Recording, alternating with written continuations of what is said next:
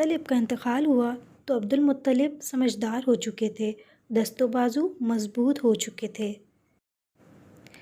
اور جسم میں توانائی آ چکی تھی، اس لیے چچا کا کام انہوں نے سنبھال لیا اور سقایا اور رفادہ ان کے ہاتھ میں آ گیا۔ آبادی میں تو کنویں تھے نہیں، جو کچھ تھے مکہ کے اطراف میں تھے اور وہ بھی ادھر ادھر منتشر تھے۔ حاجیوں کے لیے پانی وہیں سے لایا جاتا اور کعبہ کے پاس کچھ حوض ہوتے، ان میں بھرا جاتا۔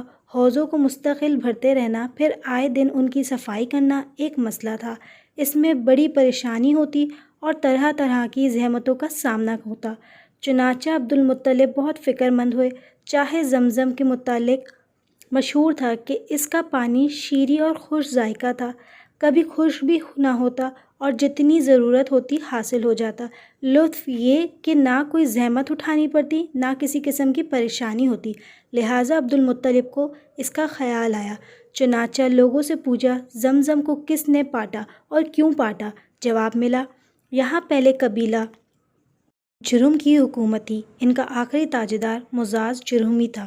جب اس کی قوم بگڑ گئی اور بناؤ سے زیادہ بگاڑ کے کام لگے تو بنو خزاعہ کو ناگوار ہوا اور انہوں نے جرہم کو بے دخل کرنے کا فیصلہ کر لیا۔ چنانچہ اس کے لیے انہوں نے جنگ بھی کی، جس میں میدان بنو خزاعہ کے ہاتھ رہا، لہٰذا اب جرہم کو یہاں سے جانا پڑا، جاتے وقت مضامین سے بننا پڑا۔ البتہ کعبہ میں جو نذرانے تھے ان کو اس نے زمزم کے اندر ڈالا اور وہ اوپر سے پاٹ دیا۔ یہ سن کر عبد المطلب نے کہا، اچھا تو جب تک زمزم کی کھدائی صفائی نہ ہو جائیں اور پہلے کی طرح پھر وہ رواں نہ ہو جائیں، اس وقت تک میں چین سے نہیں بیٹھ سکتا۔ پھر ایک رات وہ سو رہے تھے کہ سوتے ہی یکایک یہ آواز سنی، زمزم کی کھدائی کر، اور پھر یہ غیبی آواز مسلسل آتے رہی، جس سے ان کی ہمت اور بڑھی۔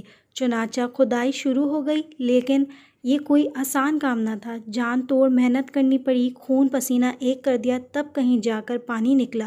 زمزم میں مزاز کی تلواریں بھی ملی اور کعبہ کے وہ نذرانے بھی ملے، نذرانوں میں سونے کے 2 ہرن بھی تھے۔ طالب نے تلواروں سے کعبہ کے دروازے بنوائے اور ہرنوں کو ان کے دونوں طرف رکھ دیا کہ کعبہ کی زینت بڑھے۔ زمزم کی کھدائی میں عبد المطلب تھک کر چور ہو گئے تھے، جس کا دل پر کافی اثر ہوا اور تنہائی کا احساس شدت سے ستانے لگا۔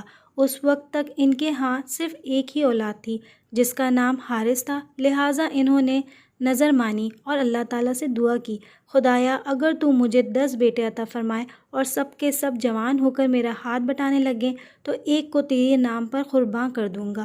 عبد المطلب کی یہ آرزو پوری ہوئی، اللہ نے ان کو 10 بیٹے دیے، سب پلے بڑھے، جوان ہوئے اور ان کا ہاتھ بٹانے لگے۔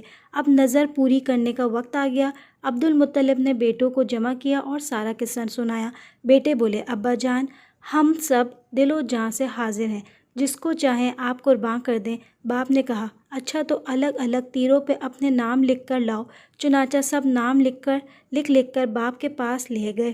عبد المطلب نے ان تیروں کو لیا اور کعبہ میں آئے اور وہاں فال نکالنے والے سے ملے اور اس کو وہ تیر دے دی کہ معلوم کریں کہ بتوں کے مہاراجہ حبل کو کون پسند ہے۔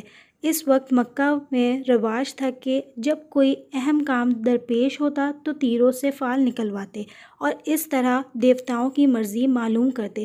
محنت اور پرہوت تیروں کو لے جاتا اور دیوتاؤں کے سامنے ایک خاص طریقے سے پھرواتا۔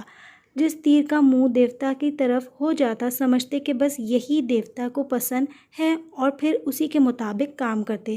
محنت نے عبد المطلب کی تیر حبل کے پاس پھیرائی تو چھوٹے بیٹے عبداللہ کے نام نکلا۔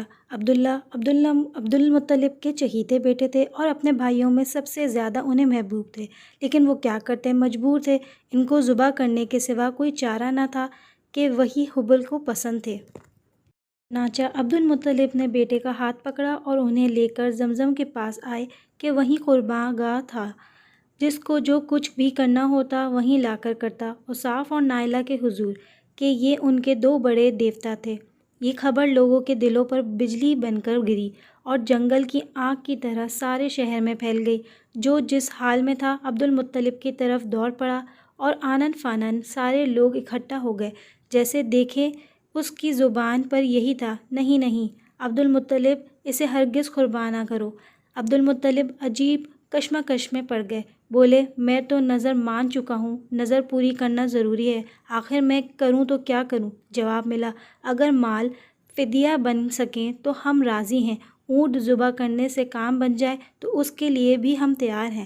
چنانچہ لوگ بہت دیر تک سوچتے رہے اور آپس میں مشورہ کرتے رہے کہ کیا کریں۔ پھر طے ہوا کہ یثرب کے اطراف میں ایک نجومی عورت ہے، کتیاں سلجھانے میں ماہر ہے، چل کر اس سے پوچھتے ہیں۔